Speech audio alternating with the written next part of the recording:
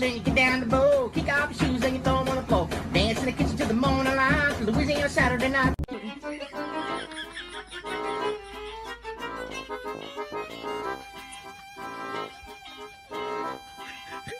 Fucking know, clap your motherfucking hands.